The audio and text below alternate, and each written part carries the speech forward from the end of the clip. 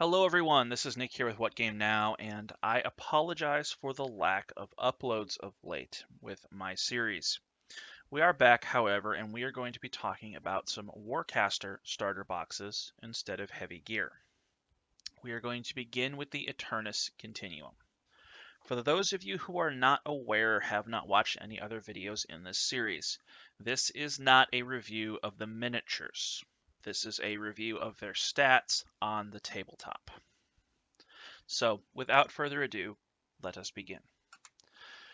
Who are the Aeternus Continuum? The Aeternus Continuum is a cult devoted to achieving immortality, and they're going to do this through technology, medical advances, experimentation, and making cyborgs. However, it may come as no shock that they don't want to test these things on themselves. They might die in the process. That's not the point. So they often will test on random individuals. This has given them a rather negative reputation amongst the rest of humanity, so much so that the cult has been outlawed across all of humanity, although they do operate from concealed bases on a few planets, and they even control a few planets. The cult is ruled over by an individual known as the Lich. We do not know anything else at this time about them. However, the theory is, based on the name, they are likely a former Crix individual from the War Machine universe. On the tabletop, their armies are composed of advanced members of the cult, the clergy, and the zealots who have been promised immortality. They favor a very asymmetric style of warfare, and in general avoid stand-up engagements. We begin our discussion with the Immortal Weaver. The Immortal Weaver, if you are not aware, is a Weaver model. What these guys do is they are the source for any Fury cipher cards that you cast. Furies are the red cipher cards. They're the ones that actually go out and do damage. The Weaver has a deployment cost of 1 and is on a 30mm base, so small and cheap. Speed 6 is pretty standard. Mat 3 and Rat 3 is not great, but respectable. Defense 3, Armor 3, again, serviceable, but not particularly amazing. And Focus 4, meaning that they will use 4 white dice when you launch a Fury out of them. They have a Psychokinetic Hood, which is a force weapon and also a spray attack. It is range 8, POW 4. And their abilities. First off, a Cantric Relay 13. This model can channel Fury ciphers, and when they do, they have a range of 13. Pretty respectable. And they have the ability Arcantric Amplifier. When this model is charged, Fury ciphers channeled through it gain +5 range. So they become range 18, which is very, very long in this game. As if that wasn't enough, though, you can use Slip Displacer to spike, which is a spike effect, and allows you to move up to 3 inches. Play your cards right, and this model can get into a lot of weird places and leverage its abilities. Deployment cost of 1 means it's pretty standard, as is the fact that it is currently the only arc relay in the faction. Its pocket weapon, the Psychokinetic Hood, is actually a respectable attack, although its rat is a little bit low. The fact that it is a spray, however, is very useful, making this model a very good objective sweeper. It can move up, spray something, arc a couple furies out of it. You can clear an objective reasonably well with this model. Defense 3, Armor 3 means it's not trivial to remove, but not particularly difficult. And I apologize, it was cut off in the photo. The Immortal Weaver has 2 hit points. Next up is the Marauder. The Marauder is a Aeternus Continuum solo on a 40mm base, which is, quite frankly, pretty big, pretty chunky. It is only speed 5, so a little bit on the slower side, but not unreasonably so. Mat of 4, Rat of 4 is very, very good. This model is reasonably accurate without being charged, which is a very, very important distinction. And it is both effective at ranged and melee attacks.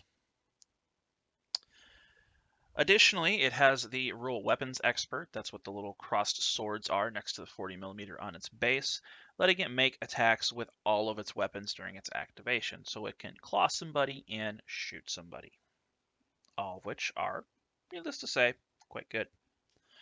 Defense 2 is a little unfortunate. It means that even in cover, this guy is going to get hit more often than not. But he makes up for it by being Armor 4 with 3 hit points. I have found in my experience this model is harder to remove than its deployment cost of 1 may lead you to believe. Weapon-wise, it is equipped with a Shredder, a basic ballistic weapon that has the Strafe ability, meaning it could potentially attack multiple enemy models. Range 12 is quite respectable and actually on the higher end for the available Continuum models, and a POW 4 is a perfectly respectable power. If you hit, more than likely you are going to remove most Armor 3 models. Its Claw is range 1, POW 4, and has a power attack ability, seen on the back of its card. Immediately after hitting a Warjack with this weapon, this model can spike to cause the Warjack to suffer the System Failure continuous effect. System Failure has you roll a die after the attack is resolved, and then depending on the result, it will either lose access to its ranged weapons or its melee weapons until the effect expires. The effect will expire at the end of any pulse round where the model, you roll a white dice for the model. If that dice comes up a blank, the condition expires. So a 50-50 shot, it will continue. If you can tag a Warjack before it activates, this is a very potent effect. Additionally, the model has the rule Impulse Reactor. When this model is charged, you can remove an activation token from it at the start of your turn if it has one. This ability is, quite frankly, solid gold. Activation economy in Warcaster is a thing and is a little bit of a brain puzzle. The ability for this guy to be charged and simply go, he is a solo, is very powerful. Note that it is not a spike ability if arc does not go away. So he is able to have his arc on him and potentially activate every single turn of the round. If you would like this guy to go Rambo in a full-size game, he could potentially activate 5 times per turn in a full-size game, which is very powerful. And the fact that he is a solo leaves you open to activate anything else alongside him. The only downside is his 40mm base is a little bit harder to hide. Next up, we have the Aeternus Continuum unit, the Vassal Reavers. This is a unit deployment cost 2 and contains 3 models. Fairly standard as of this point. Speed 6, Mat Rat 3, Defense 3. The Defense 3 is nothing to write home about. It's neither bad nor good. The Mat Rat 3 is a little bit on the low side. These are a unit, however, meaning that you have to kill every single guy to get rid of them, which partially is there to help make up for this slightly reduced accuracy. Armor 2 is their most distinguishing negative, means essentially that if you hit them, you will kill them. If you hit them with a power 2 attack, statistically, you will kill them more often than not.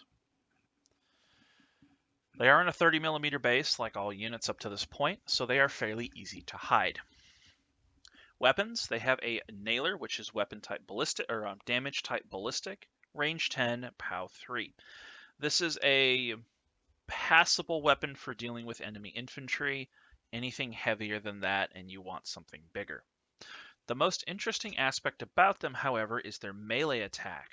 You are reading that correctly. It is a range 1 POW 5 melee attack. If you can get these fellows to hit their targets in melee, you are going to do a lot of damage. I have had them deal multiple damage to a Warjack in a single attack.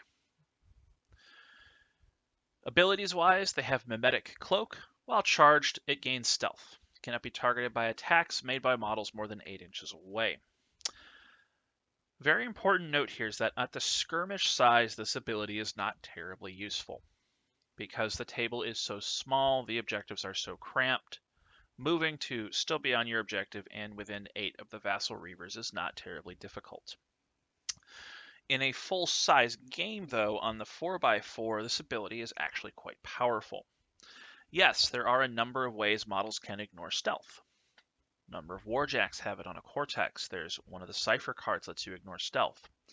But all of those involve your opponent expending resources on them, which is the Vassal Reaver's job. These guys are fundamentally expendable, and every attack your opponent spends on them is an attack not going into something more significant. Their spike ability is Phase Sequencer. Once per activation, they can spike. This model can move through structures and other models if they have enough movement to move completely past them. They can walk through walls. On a very terrain-dense full-size table, this unit is actually terrifying, because you can't shoot them on the way in. If you do get a shot, you got to be within 8 inches, which isn't exactly easy, and they can walk through a wall and punch you with a POW 5 melee weapon. This is not insignificant. I do agree with the sentiment that this is probably the weakest of the units in the initial offering across the game, but I think in the right situation, they're actually quite solid. To close off our video, we have the Scourge, the light Warjack in the box set. Speed 6, Strength 4, Mat 4, Rat 3. The only notable thing here is it is only Rat 3, not 4, meaning that it's not quite as accurate as its companions, the Firebrand and the Duskwolf. Defense 3 and Armor 4 is perfectly normal. Makes it surprisingly durable in comparison to, say, the Vassal Reavers we just looked at. 3 hit points makes it fairly standard for a Warjack, and it is on a 50mm base. Deployment cost 2, it has 3 hard points and 5 weapon points. Interestingly enough, this model is the only Warjack right now that actually comes with an inbuilt weapon, meaning this model can potentially have 4 weapon systems. And that weapon is a Wrecking Claw, range 2, POW 4. Perfectly respectable melee attack. Let's talk abilities first and then talk about Cortexes. Excuse me. Servo Booster. For each arc this model is charged with, remember Warjacks can go to 3 arc, it gains +1 strength, and its melee weapons gain +1 POW. This is both melee weapons if you put 2 melee weapons on it. That means that the Wrecking Claw can potentially be POW 7. You want to punch a hole in a Morning Star with 2 shields on it. A fully charged Scourge is not a bad option. Additionally, like I said, it applies to all of its melee weapons, of which there is 1 in the initial pack. The Wrecking Claw has an ability. The Scourge can spike to grant the model an activation token. This is a rather interesting ability because you can go fairly early.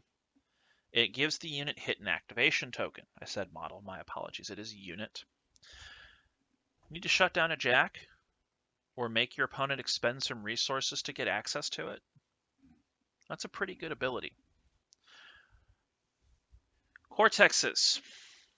So in the box set, it comes with the Revenger and Spider heads, if I recall right. Allow me to double check that while we are discussing this. Either way, we'll talk about all 4 of them. The Killer head grants Relentless. When it destroys a model with a melee attack, it can immediately move up to 2 inches. Perfectly reasonable. Not a bad option, and especially on something that has potentially 2 melee weapons, that's pretty good. Combine this with a couple Cipher cards, and this guy can move a fair bit and do a lot of damage. Revenger. Charged ability, Smart Lock. This model ignores cover when making a ranged attack.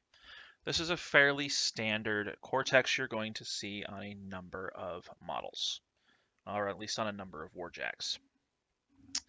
The ability to ignore cover when making a ranged attack is incredibly powerful. Because cover is 2 red dice, that throws the math off a fair bit. Apologies, quick interruption. I did confirm it is the Killer and Misanthrope heads in the initial box set. I'm sorry, it's the Killer and the Revenger heads. Names.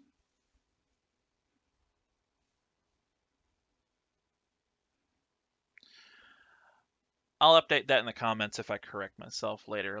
I'll have to double check it. The heads are a little flaky, where it's hard to tell which head is which.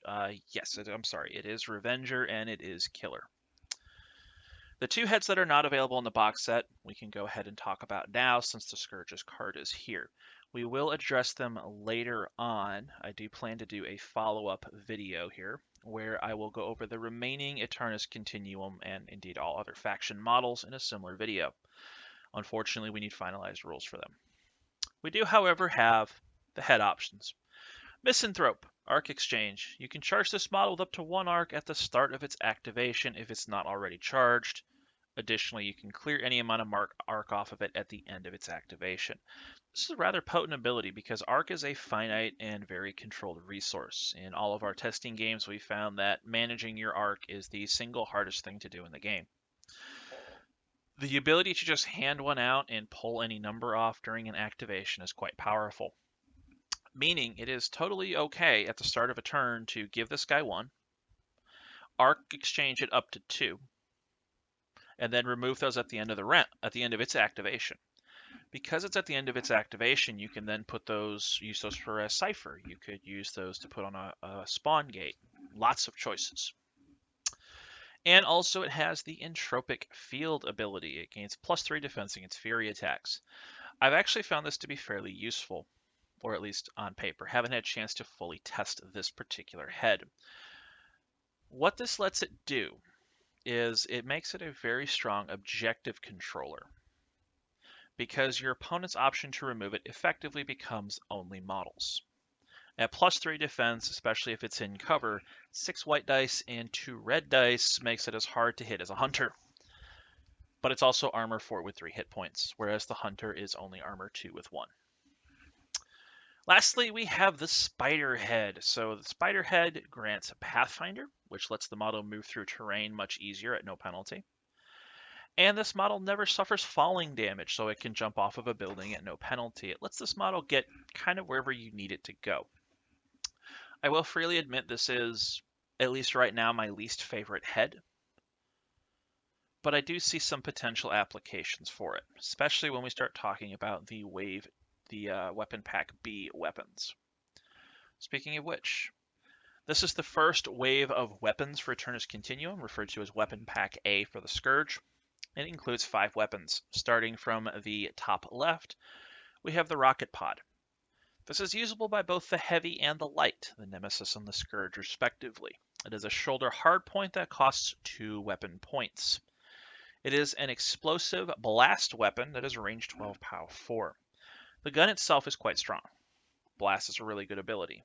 The only downside with this is the ISA gets a bonus against explosive damage, meaning this is not quite as effective against the ISA.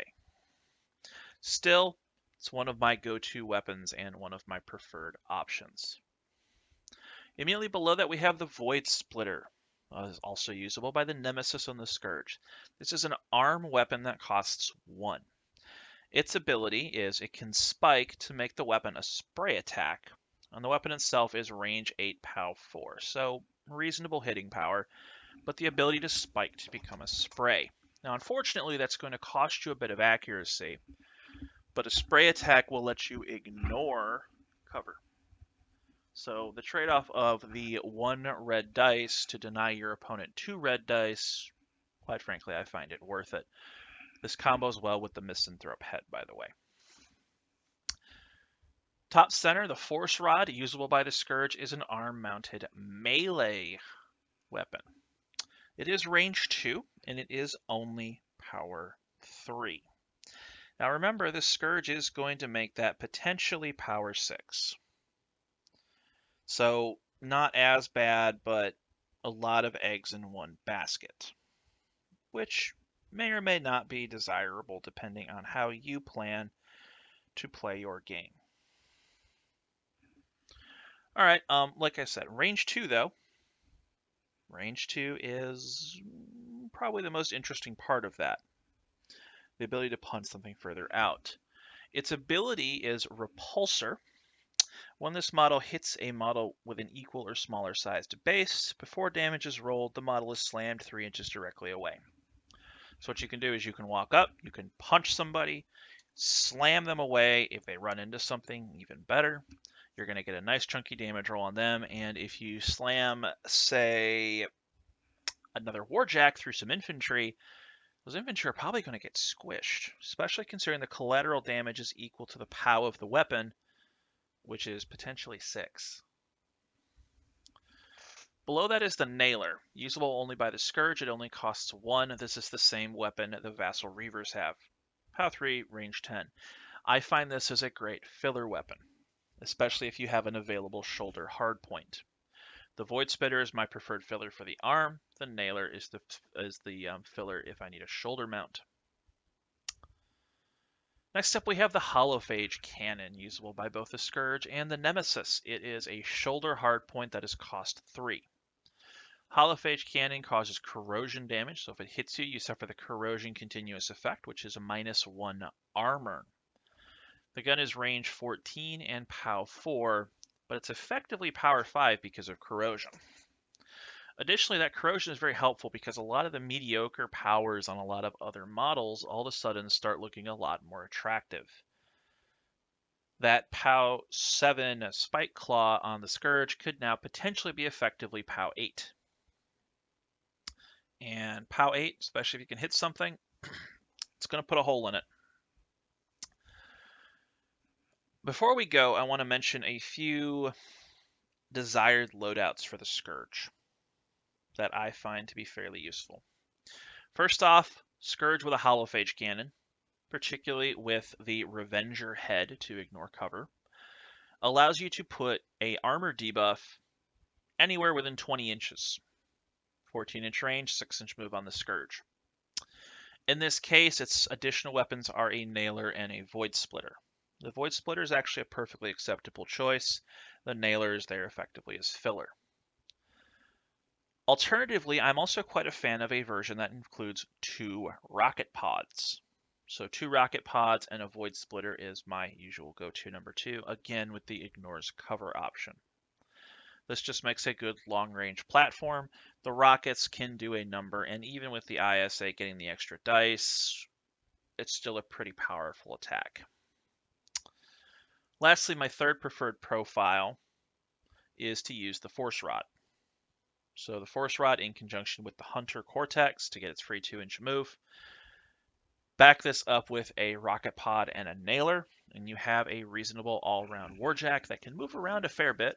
It could punch a guy, move 2 inches, punch a guy, move 2 inches. Has its Nailer for some light infantry removal, in case you just have, hey, there's a guy over there on 1 hit point, and maybe I already hit him with a Holophage Cannon. But you also have a rocket pod for a respectable ranged option. This Jack fully loaded actually does a lot of damage. So hey guys, that takes us through our Aeternus Continuum video. We will be doing the Marcher Worlds next because Dave is playing Dirty Marcher Worlds, and then we will conclude with the ISA. Once all these are done, and I have access to the, not necessarily wave 2, but the second wave of the first Kickstarter, which includes all the named characters, the heavies, the weapon pack for the heavies, and the second set of weapons for the lights, we're going to go ahead and do a follow-up video on that. And since Warcaster is fairly new, I think we're actually going to be able to maintain keeping up with the new releases. So guys, with that one, this is Nick with What Game Now, signing off. Hey, this is Dave. If you like what we're doing here at What Game Now, go ahead and click on one of the videos which should be on either side of me, or click right in the middle and go ahead and subscribe to the channel. Don't forget to hit the bell once you subscribe so that you know when we have new videos. Please go ahead and share us with your friends. Let everybody know that we're here. Thank you for watching, and thank you for all of our subscribers already. And we look forward to bringing you more content every chance that we get.